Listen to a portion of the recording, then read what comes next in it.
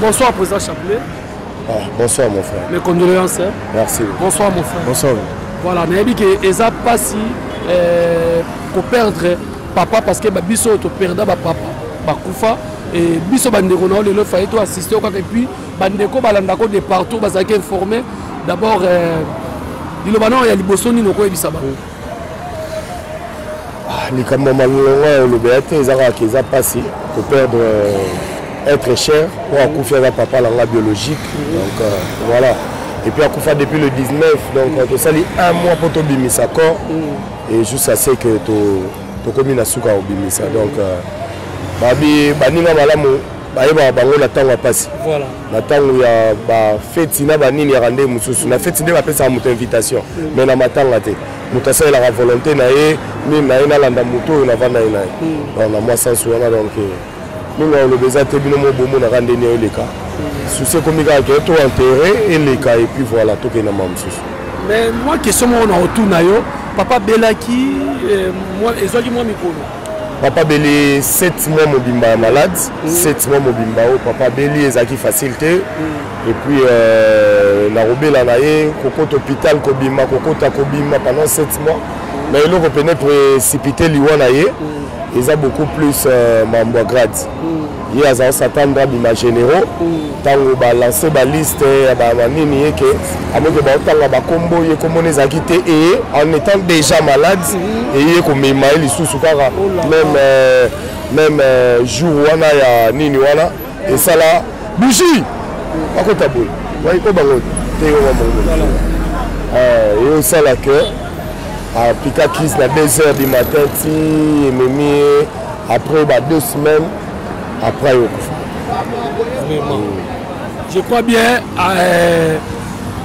papa Azana Bino Belé je crois bien 2009 on a une famille naza deuxième la famille pardon oui allô pour comprendre voilà bah tu vas benga pour bazwa sika oyo ba tu vas matanga parce que tout ça juste na Ave Maria wana voilà donc juste quand même Ave Maria donc c'est un peu ça donc nous avons expliqué donc tout ça neuf il y a Liboso Doudou Azana Angola il y a Mibale mais il y a des choses il y a pena ou batunyo tout bayebi il y a kenda pena âge 6 ans tout ça balé qui n'y a surtout bana simanga il oh les qui n'ont pas même père même mère donc voilà et pas maman de Tobota mi aza 4e voilà 4e il est pas Zaranaï Awate Azani na Chypre avec après na mambo matanga voilà tonton Abisso bonsoir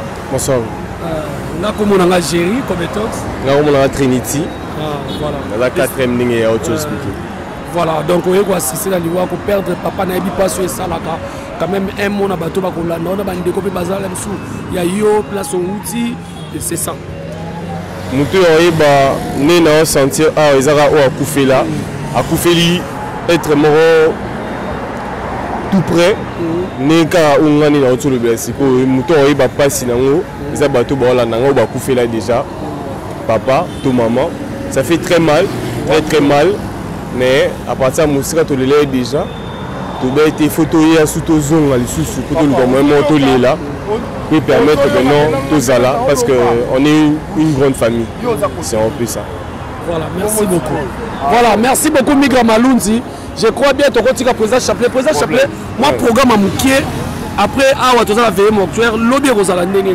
ouais lobby ndenge ni zali voilà lobby ndenge zali lobby to keni na mort quand kokolo to zui corps to yena ngo après la cérémonie royal to ça ba cérémonie après ba cérémonie nde to keko tika on la kitambo après voilà ba to ba ozonga après na moi ju moi nini moi mai et puis voilà.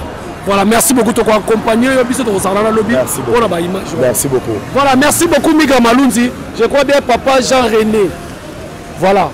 Papa Aboti Bane Belé, Atiki Biso, Eza Passinga, Igéri Kobetox, Papa Mbaya Oscar Père son âme, Atika Biso na Makapinga. Et puis Passion Bandeko Baoyoka. Ngape na yoka. Donc Eza Passinga ko perdre papa. Dans le bango chaque fois papa za numéro 10 ya famille. Donc 10 à Outaranasse, à Mataka, à Kenaranatak, à Kontarana millier. Donc c'est ça, papa Sagi Moussala Nae. donc nzambe abatela molimo na ye pa batela esika kei donc Mika Malunzi tokota na kati parce que Mama Bellevue aza na kati bokomona ye na baimage wana Mama Bellevue aza na kati Bellevue Kandila patrona mwasi oyo alelaka na bato bazolela mama baka difficile mama baka grave aza na kati Mika Malunzi nga na koti yo landanga ye